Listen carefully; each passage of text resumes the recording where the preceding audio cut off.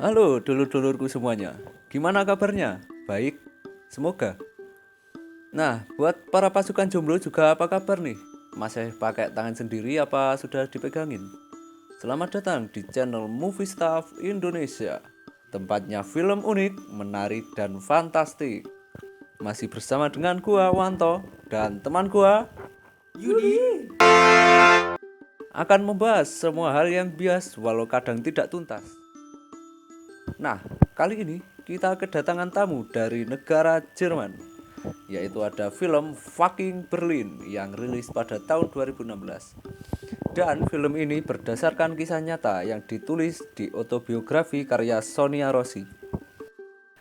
Oke, tanpa beretel-etel, kita langsung saja ke alur filmnya. Sebelum video ini dilanjut, gua mau ngingetin ke kalian buat yang suka dengan video ini silahkan tekan subscribe. Jika kalian tidak suka, nggak usah di-subscribe juga nggak apa-apa. Kami segenap kru yang bertugas tidak memaksa. Tut tut tut tut tat tut tut tut tat. Oke, film ini diawali dengan pemeran utama yaitu cewek bernama Sonia, mahasiswi jurusan matematika. Dia sedang asik menikmati kerlap-kerlip lampu disco di sebuah bar. Kemudian, Sonia berkenalan dengan Milan.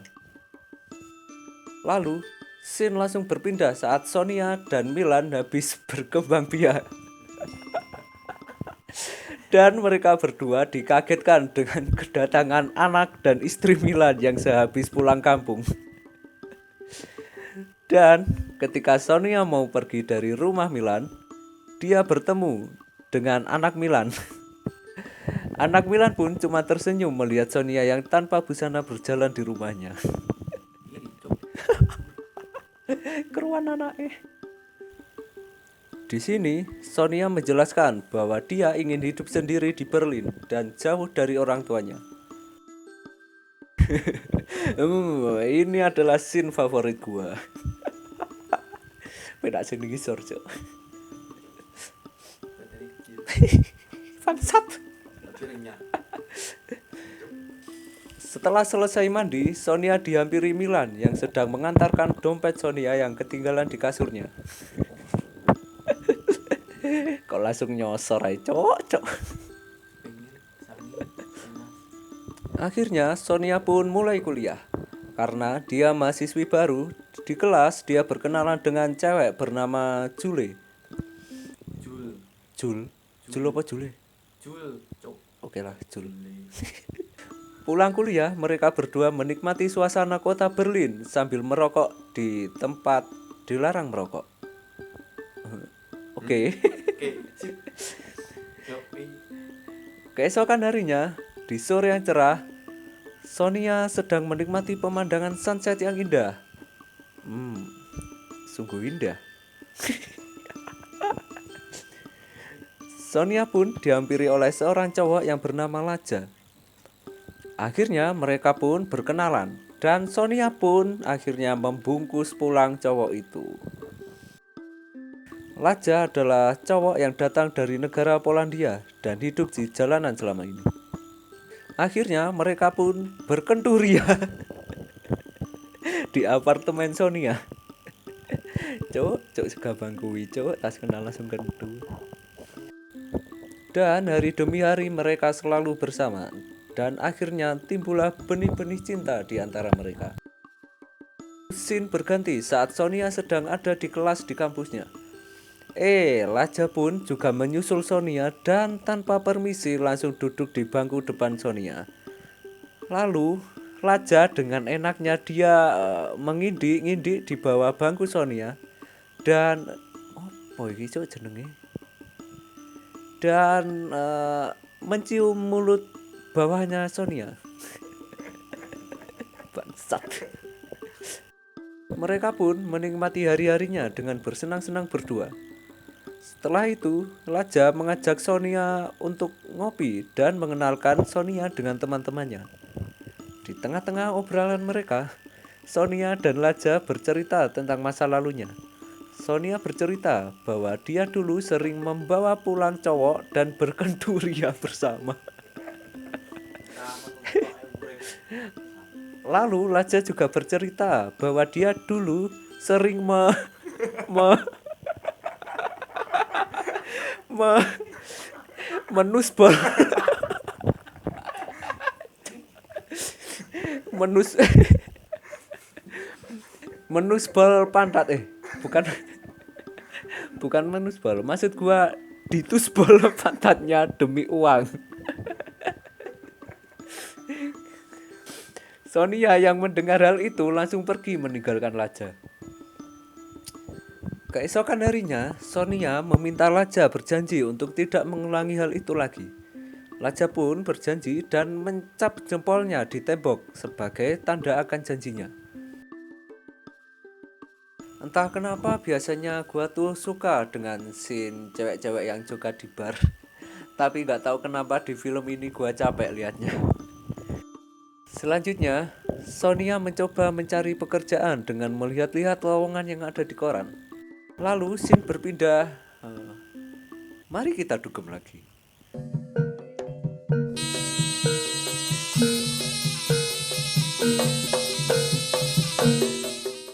Dan keesokan harinya, Sonia mencoba melamar pekerjaan yang dia dapat dari koran. Sesampainya di kantor, Sonia bertemu dengan mas-mas lemu yang bernama Sandro. Dia adalah pemilik perusahaan tersebut.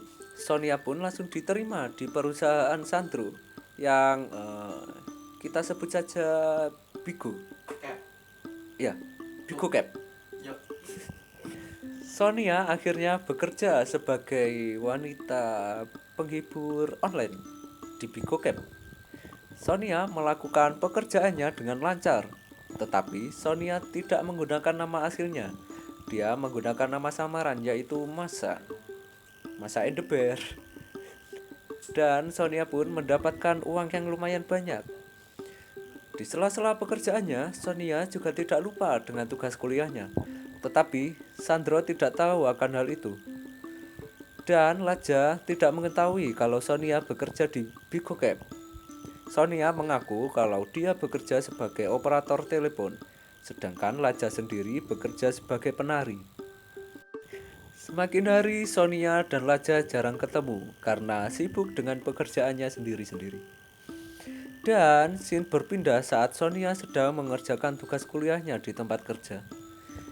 Dan Sandro yang mengecek di kamar kerjanya Sonia marah karena melihat Sonia yang mengerjakan tugas kuliah di tempat kerjanya. Dan tanpa tanpa basa-basi, Sandro pun memecat Sonia. Akhirnya Sonia pun mencoba melamar pekerjaan lagi yang dia tahu lewat koran.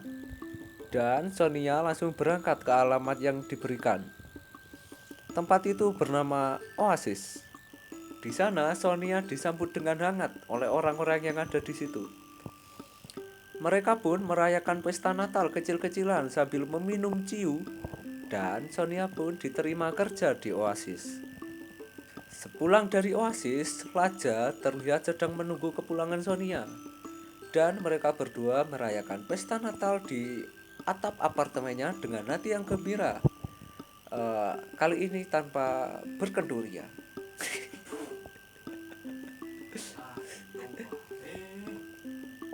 Di hari selanjutnya, Sonia memulai debut kerjanya sebagai tukang pijat burung. Iya, pijat burung pria. Sonia masih menggunakan nama samarannya yaitu Masa. Dan Sonia menjalankan pekerjaan pertamanya dengan lancar. Hari demi hari Sonia lalui. Dia terlihat nyaman dengan pekerjaannya yang sekarang karena dikelilingi oleh orang-orang yang ramah dan tidak mempermasalahkan akan tugas kuliahnya. Sonia juga masih punya banyak waktu untuk ia habiskan bersama Laja. Ya, kita dugem lagi.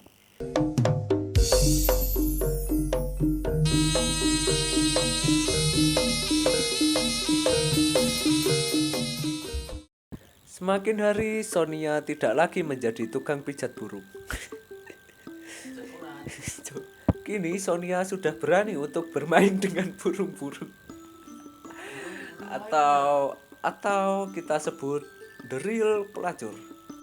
Kemudian scene berganti saat Sonia sedang main di rumah temannya Jul. Di situ Sonia bercerita bahwa sekarang dia adalah seorang pelacur. Dan si Jul tidak mempermasalahkan kalau dia berteman dengan seorang pelacur. Sungguh sahabat yang baik hati. Sementara itu di Oasis, si emak-emak pemilik Oasis bercerita kalau Oasis sedang menurun atau sedang diambang kebangkrutan. Mereka pun tidak punya pilihan lain. Akhirnya mereka dan Sonia menuruti apa yang dimau pelanggannya. Maksud gua seperti seks yang cukup keras.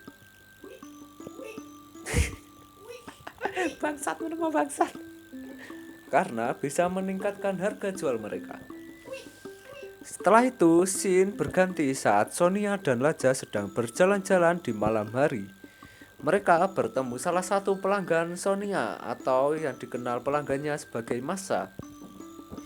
Pelanggan Sonia ini adalah orang Ukraina dan dia berbicara bahasa Ukraina dan terlihat Laja mengerti bahasanya. Di sini, Laja sedikit curiga dengan Sonia. Tapi Laja tidak terlalu memikirkannya. Dia berpikir mungkin cuma sebatas teman Sonia dari operator telepon. Lalu lagi-lagi dan lagi kita dugem lagi.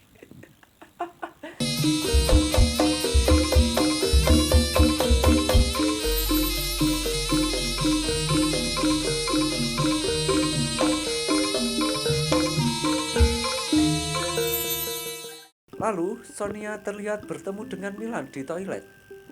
Milan mencoba menggoda Sonia untuk usluk-usluk bersama.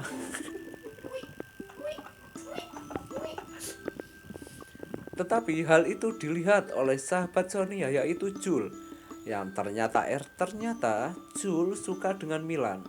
Melihat Sonia yang sedang digoda oleh Milan, Jul pun marah ke Sonia karena dianggap merebut Milan yang dia sukai. Dan akhirnya Jul meninggalkan Sonia sendirian di bar. Sementara itu entah karena apa Laja juga meninggalkan Sonia di bar. Akhirnya Sonia pun memutuskan pulang. Tetapi sesampainya di apartemen, pintunya dikunci oleh Laja yang tadi pulang duluan. Dan dengan hati yang sedang hancur, Sonia pergi entah kemana. Pada akhirnya Sonia mengajak ketemuan dengan si Milan. Milan pun mencoba menghibur Sonia dengan bersenang-senang di air mancur taman kota.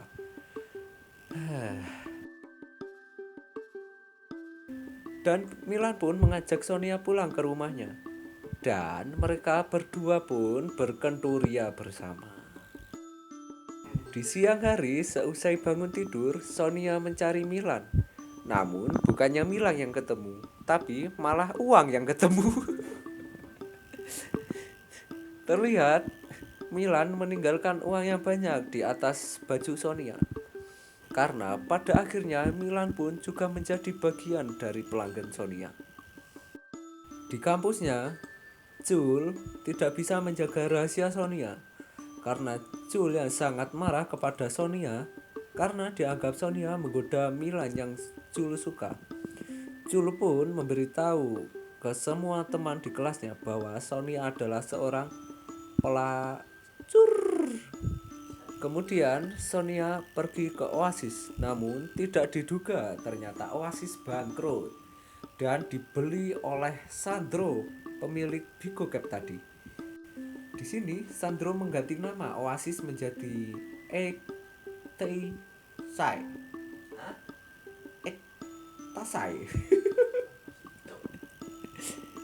Di sini Sandro menjadikan Ektasai berbeda dengan Oasis. Sandro memberikan pelanggannya untuk bebas menawar harga. Dan akhirnya Sonia mendapat pelanggan pertama dengan jumlah yang banyak. Dan dengan ilmu tawar-menawar, mereka pun deal. Dan akhirnya Sonia pun berkembang biak dengan ramai-ramai. Atau bisa kita sebut dengan Gangbang. gangbang. Tengah-tengah kerasnya perkembangbiakan tersebut, Sonia muntah entah karena apa. Dan di toilet, Sonia mencoba mengetes urin apakah dia hamil atau tidak. Setelah keluar dari toilet, Sonia mendengar suara cekcok yang ramai di luar. Dan ternyata Laja mendatangi tempat kerja Sonia. Dan Laja tidak menyangkanya, ternyata benar Sonia ada di sana. Dan dengan hati yang sangat kecewa, Laja pergi dan marah dengan Sonia. Mereka pun terlihat bertengkar ramai di luar. Dan Laja dibengak. Langsung geblak. Sonia berkata bahwa dia berjanji tidak akan mengulanginya lagi. Namun Laja sudah terlanjur kecewa. Laja berkata, pelacur tetaplah pelacur. Laja pun akhirnya meninggalkan Sonia dan tidak pernah kembali lagi. Dan pada akhirnya Sonia pun menjalani hidupnya sendiri lagi. Dan scene berpindah ke Sonia yang sedang melihat hasil tes urinnya. Dan ternyata Sonia dinyatakan positif COVID. Maksud gua positif hamil. Dan film pun the end. Film yang berdasarkan kisah autobiografi karya Sonia ini cukup bikin gua sak nih ya. Maksud gua cukup menarik. Di luar dari film ini, di dunia nyata, kini Mbak Sonia hidup di Berlin bersama dengan anaknya. Dan Sonia juga tidak tahu entah itu anak dari siapa, entah itu Milan atau Laja. Nah, jadi apa hal yang bisa dipetik dari film ini? Menurut gua cukup banyak pesan tersirat dari film ini. Yang pertama, bukan kui bangsat. Pertama, jujurlah dengan pasangan kalian. Ceritakan masa lalu kalian dan jangan menutupi hal apapun ke pasangan kalian. Karena sesungguhnya kejujuran adalah kunci kelanggengan suatu hubungan. Asik. Kedua, janganlah kalian berkembang biak di air mancur taman kota pada malam hari. Nanti kalian bisa masuk angin. Makanya minum. Tolak miskin. Tolak miskin. Dan yang terakhir, jangan sekali-kali mencoba hal yang buruk. Karena kalau kalian sudah terlanjur masuk ke hal yang buruk, nanti pasti kalian akan terjerumus dan akan sulit keluar dari zona tersebut. Sekian video kali ini, gua Wanto dan teman-teman gua yang sedang coli sambil lihat film ini pamit undur diri. Mohon maaf apabila ada salah kata. See you next video dan sampai jumpa.